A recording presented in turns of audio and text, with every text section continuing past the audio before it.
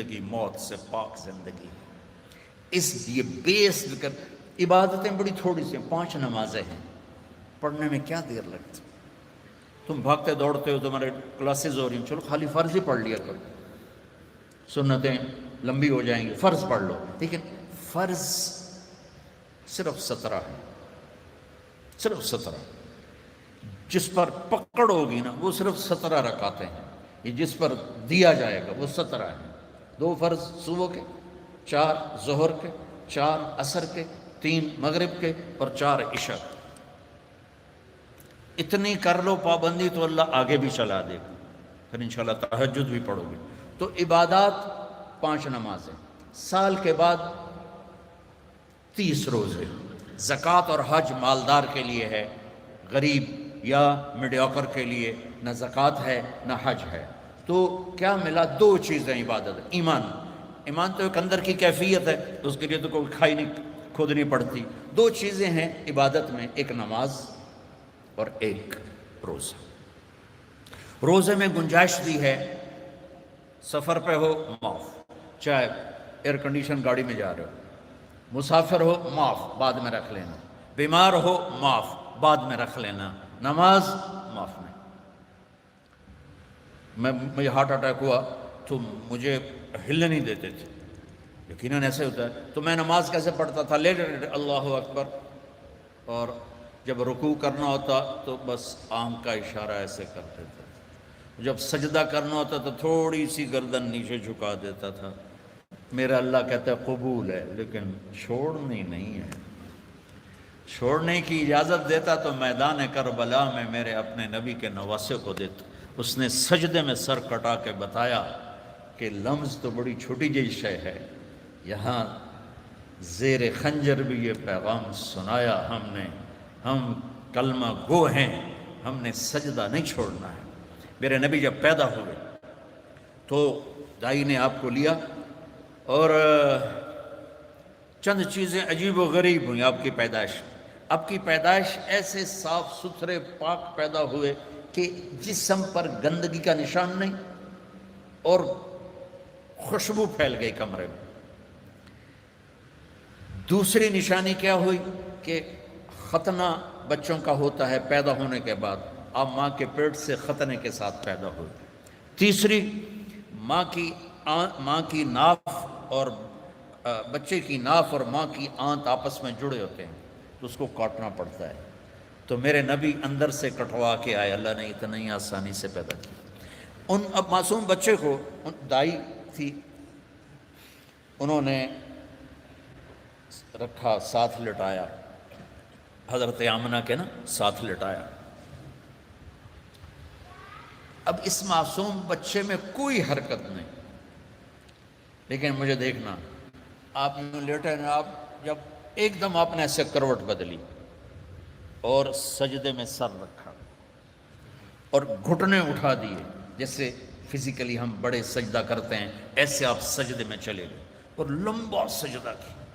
وہ ماں اور دائی تھر تھر کانپنے لگی کہ یہ کیا کر رہا ہے.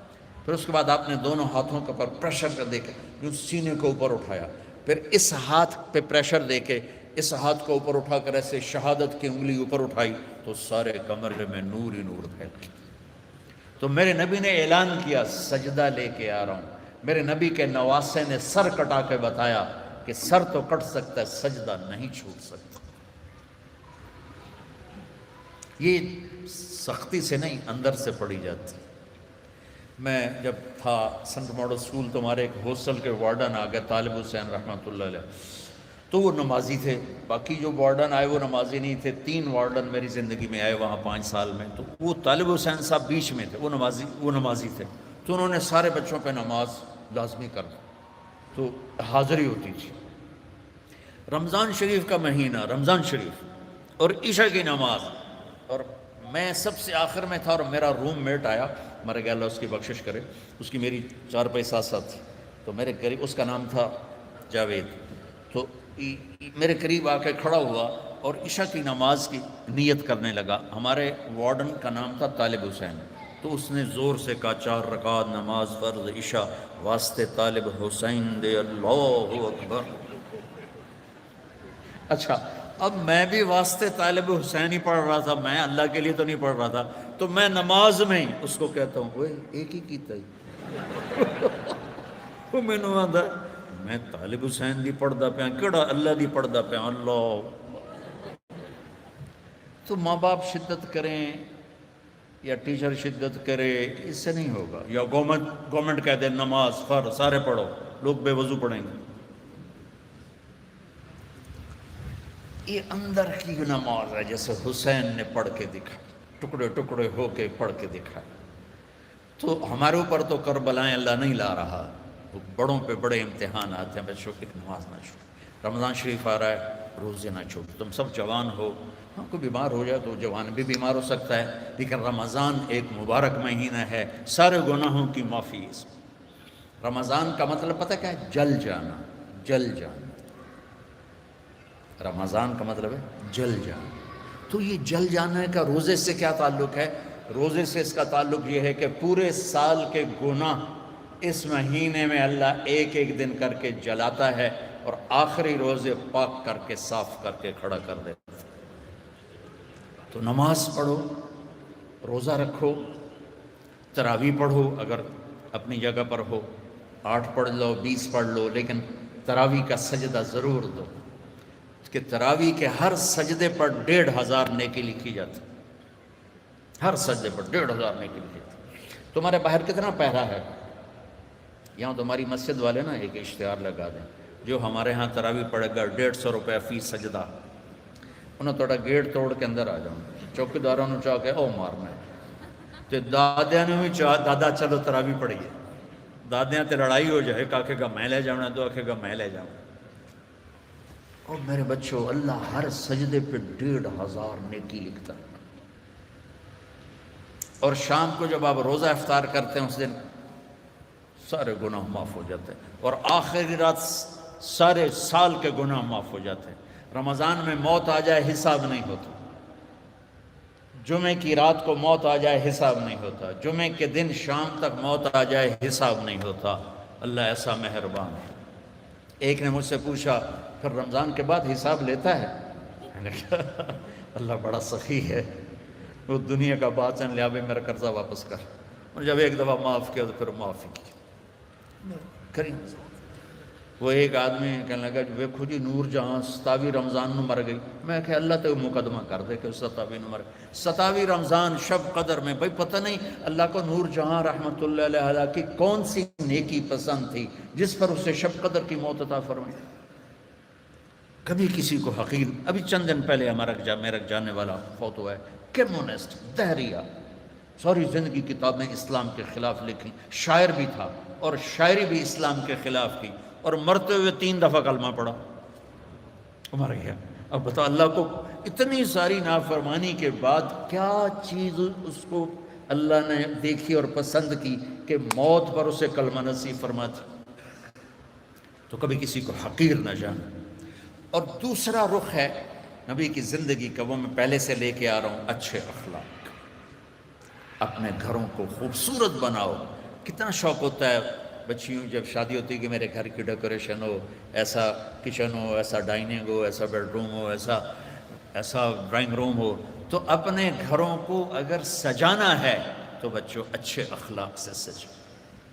دیکھو بیٹی کو رخصت کرنا آسان نہیں ہوتا ہے، ہم نے 2 بیٹیاں رخصت کی ہیں، آج تم کسی کی بیٹی کو گھر لے کے جا رہے ہو، قربانیاں یہ دیتی ہیں، تم تو اس کو گھر سے نکال کے لے جا رہے ہو۔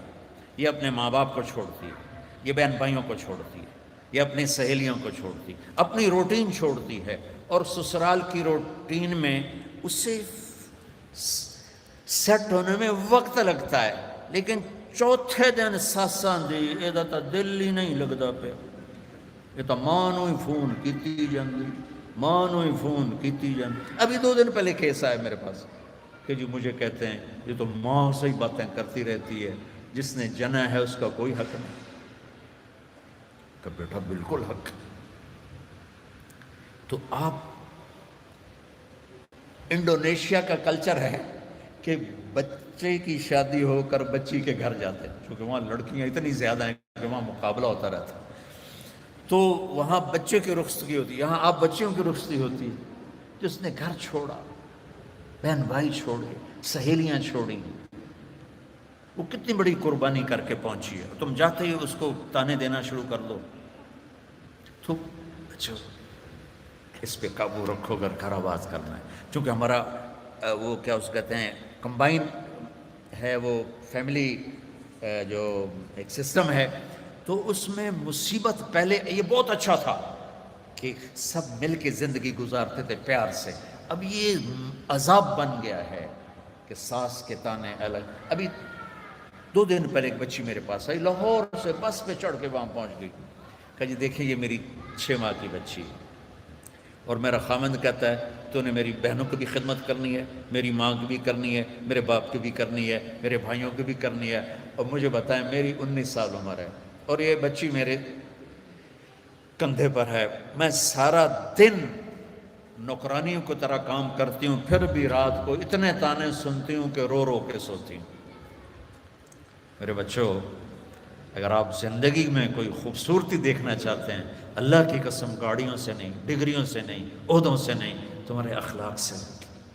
اپنے اخلاق ایسے بناؤ کہ تمہاری بیوی تم پہ قربان ہو، تمہارے ماں باپ تمہارے لیے جھولیاں اٹھا کے دو.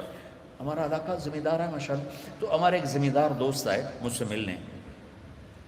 سنو غور سے، باپ کہہ رہا ہے مولانا صاحب میرا بیٹا آگ میں جل رہا ہو تو ہم ماں باپ اس کے لیے دعا نہیں کریں گے کہ اللہ اس کو بچا لے. اس نے ہمیں اتنا جلایا ہے، اتنا جلایا ہے کہ ہم کہتے ہیں ٹھیک ہے سڑ جا. ایسے نہ. آپ بچیوں سے کہتا ہوں آپ پرائے گھر میں جا رہی ہو، جگہ بنانے میں وقت لگتا ہے اور بولنے سے وقت جگہ نہیں بنتی، خاموش رہنے سے جگہ بنتی. آپ کو پتہ ہے اس امت کی بنیاد ایک عورت نے رکھی. میرے نبی کی بنیاد حضرت ہاجرہ نے ڈالی. اور کیسے ڈالی؟ حضرت ہاجرہ شہزادی تھی جو ابراہیم علیہ السلام سے شادی ہوئی. ان کی 20-21 برس عمر، ابراہیم علیہ السلام کو 84 سال عمر. اور اللہ نے بیٹا سارا کی بجائے ہاجرہ کو دیا اور پھر کہا اس کو یہاں سے لے جا. حیران پریشان کدھر لے جاؤں، کہاں لے جاؤں؟ تو اللہ نے کہا جہاں میں کہوں. تو ابراہیم کہنے لگے مجھے کیا پتا کہاں جانا ہے. کہ جبریل آ رہا ہے. جبریل انسانی شکل میں اونٹنی پہ سوار ہو کر آئے، پیچھے ابراہیم اور ہاجرہ، اور مکے کے کالے سیاہ پہاڑوں میں جب پہنچے جہاں اس اپنی بیوی کو چھوڑ دیں اور چلے. ابراہیم علیہ السلام آگ میں گر رہے تھے تو کچھ نہیں بولے، کہ حسبنا اللہ و نعم الوکیل. اور جب جبریل نے کہا یہاں چھوڑ دیں، کہنے کہ یہاں کیسے چھوڑ دوں، یہ زندہ کیسے رہیں گے؟ کہ آپ کے اللہ کا امر ہے کہ اپنی بیوی کو یہیں چھوڑ دیں. اللہ ہر سال لے جاتا ہے. میں جب مکے کے پہاڑوں کو دیکھتا ہوں مجھے حضرت ہاجرہ یاد آتی ہیں کہ ایسے کالے پہاڑوں میں نہ انسان، نہ مرد، نہ عورت، تنہا چھوڑ کے جب چلنے لگے تو امتحان دیکھو. اللہ نے کہا بولنا کچھ نہیں، بس خاموشی سے واپس. وہ کہنے لگے آپ مجھے یہاں چھوڑ کے کہاں جا رہے ہیں؟ 20-21 برس کی شہزادی ہو مصر کی، اب مجھے چھوڑ. 3 میل چلتے رہے. کدئی بیت اللہ کی جگہ سے کدئی 3 میل ہے. 3 میل چلتے رہے اور وہ پوچھیں اور بولے نہیں. اور یہ پریشان ہو کر گھبرائیں اب مجھے میرے ساتھ کیا کر رہے ہیں، میں نے کیا قصور کیا ہے. 3 میل چلنے کے بعد انہیں خیال آیا یہ اللہ کا نبی ہے، کہیں کوئی اوپر سے نہ حکم آیا. تو کہنے لگی اللہ امر، کیا اللہ نے کہا ہے کہ مجھے یہاں چھوڑ دیں؟ تو بس سر ہلایا. تو ایک دم ایک نئی ہاجرہ نے جنم لیا. اذن لن یضیعنا اللہ، میرے آقا جاؤ، میرا اللہ مجھے ضائع نہیں کرے گا. عورت تو داستانی صبر کی ہے، کہانی صبر کی ہے. بیٹیوں صبر کرنا سیکھو، اور گالی کا جواب گالی سے نہ دو، تانے کا جواب تانے سے نہ دو. مسکرا کے جواب دو. رب ذوالجلال کی قسم اٹھا کے کہتا ہوں فرشتے بھی تمہارے قدم چومیں گے. یہ اخلاق اتنی مارکیٹ، تم تو پڑھتے رہتے ہو اکانومی، تو یہ ڈیمانڈ سپلائی میں جب اوپر نیچے ہوتے ہیں، جب ڈیمانڈ بڑھ جائے سپلائی کم ہو جائے تو قیمت بڑھتی کہ نہیں بڑھتی؟ تو سوکھا جائے قانون ہے۔ ایسے ہی میرے رب کی بارگاہ میں ڈیمانڈ اینڈ سپلائی کا قانون ہے۔ پوری دنیا کا ہر مرد، عورت، مسلم، نان مسلم اچھے اخلاق کا طلبگار ہے کہ میرے ساتھ اچھی ڈیل کی جائے، اچھا بولا جائے۔ اور سپلائی ہے ہی کوئی نہیں، کوئی میٹھے بول والا ملتا ہی نہیں، کوئی درگزر کرنے والا ملتا ہی نہیں۔ ایک بچے نے اپنی ساس سے معافی مانگی، کوئی بیوی کے ساتھ جھگڑا ہوا تو ساس سے معافی مانگی، تو اس بچے کی ماں اپنے بیٹے پر کیا کہہ رہی، اتنا بے غیرت ہو گئے ہیں، سس کو لو معافی منگی ہے تو اتنا بے غیرت ہو گئے ہیں۔ جب مائیں یہ سبق دیں تو پھر کیا ہوگا؟ تو بچے بچیوں، میں بہت تھکا ہوا آیا تھا، میں راستے میں ان سے کہہ رہا تھا دعا کرنا کچھ اللہ کہلوا دے، کہ تھکاوٹ میری ہڈیوں میں اتر گئی۔ تو تمہاری برکت سے کچھ میں نے گھنٹہ سوا گھنٹہ بات کر لی ہے۔ میری ساری بات کا خلاصہ ہے، اچھے انسان بنو، اچھے مرد بنو، اچھی عورت بنو، اور اس کے لیے کردار بناؤ، کردار بناؤ۔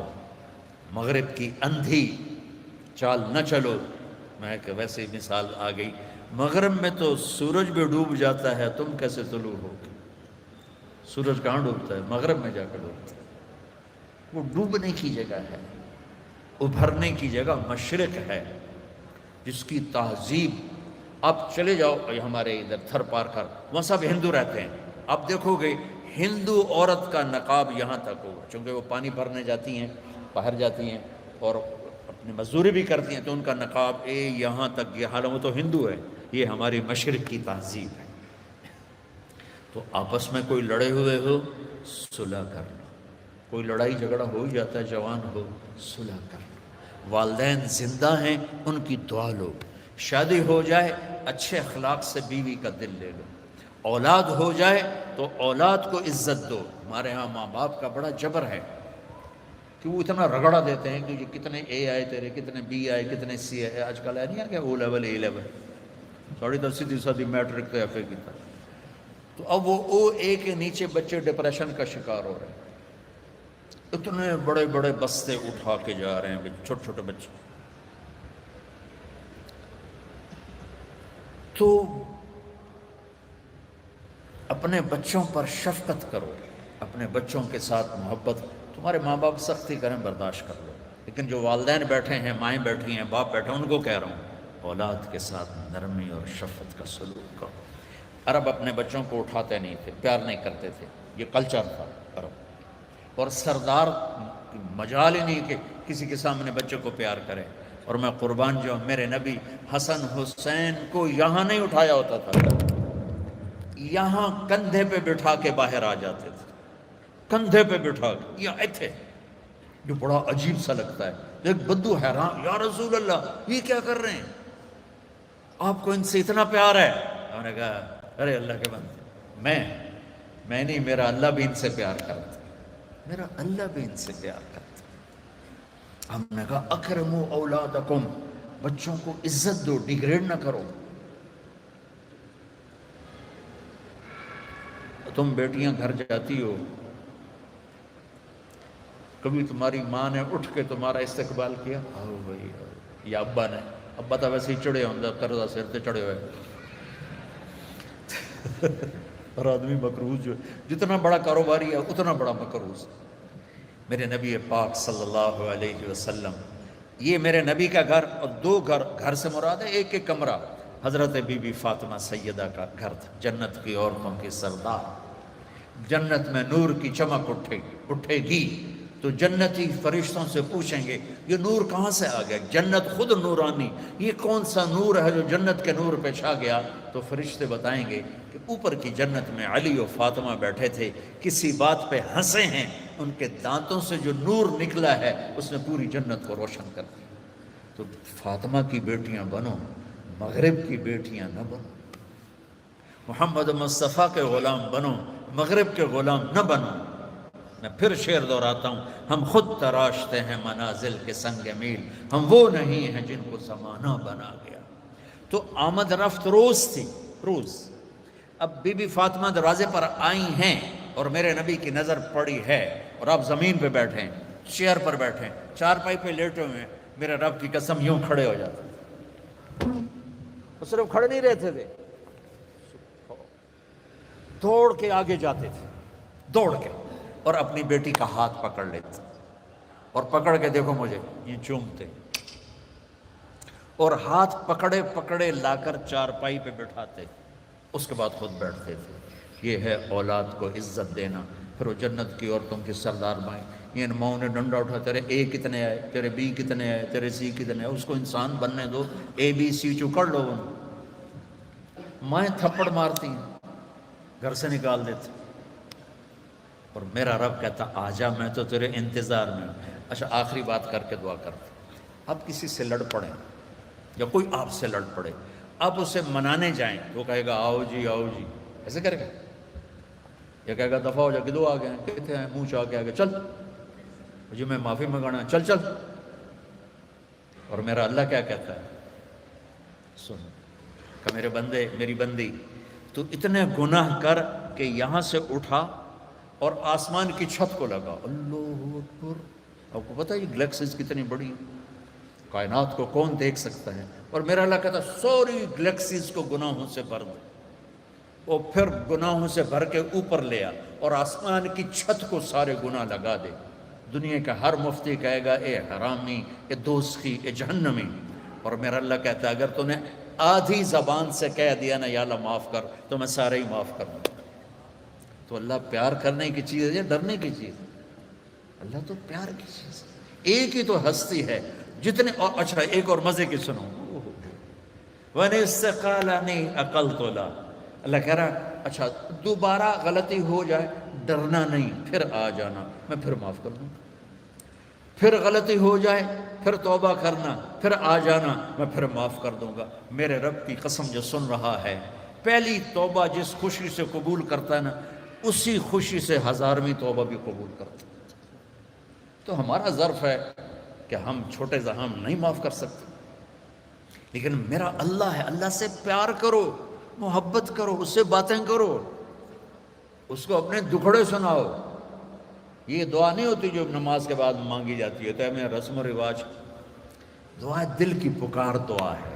تو اللہ سے باتیں کیا کرو، یا اللہ تو ہی تو میرا ہے، تیرے سوا میرا کون ہے؟ تو اللہ بڑا خوش ہوتا ہے جب اسے مانگا جاتا ہے۔ تو اللہ پیار کرنے کی چیز ہے، اللہ ڈرنے کی نہیں ہے۔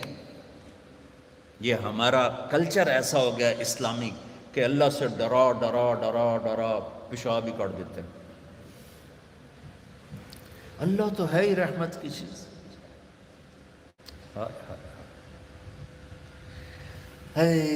قیامت کے دن اللہ دو آدمیوں سے کہے گا چلو جہنم میں، تو ایک دوڑ لگا دے گا، ایک چلتے چلتے پیچھے مڑ کے دیکھے گا۔ اللہ تعالیٰ دونوں کو واپس بلا لے گا، کہے گا دوڑنے والے سے کدھر بھاگ رہا تھا، دیکھتا نہیں آگے آگ ہے؟ وہ کہے گا یا اللہ آگ میں تو اسی لیے جا رہا ہوں کہ تیری مانی نہیں، تو میں نے سوچا آج ہی مان لوں شاید تو خوش ہو جائے۔ ارے بھائی او میرے بندے، تو پیچھے مڑ کے کیوں دیکھ رہا تھا؟ کہا یا اللہ تیری رحمت کے قصے اتنے سنے تھے کہ مجھے خیال آ رہا تھا ابھی مجھے واپس بلا کے معاف کر دے گا، ابھی مجھے واپس بلا کے معاف کر دے گا، میں اس لیے مڑ مڑ کے دیکھ رہا تھا۔ کچھ پلے نہیں، جہنم کا پرچہ کٹ چکا ہے، اور اللہ کہے گا میں تسی بڑے چنگے لگے ہو، جاؤ جنت۔ مذاق ہے بچوں، اللہ پیار کرنے کی چیز ہے، اللہ ڈرنے کا نہیں، پیار ہے۔ ہاں ڈر ہے کہ ہم اس کی نافرمانی نہ کریں، کہیں ہمیں اللہ کی پکڑ میں نہ آ جائیں، لیکن وہ تو پیار کی چیز، محبت کی چیز۔ تو آپس میں صلح محبت سے رہو۔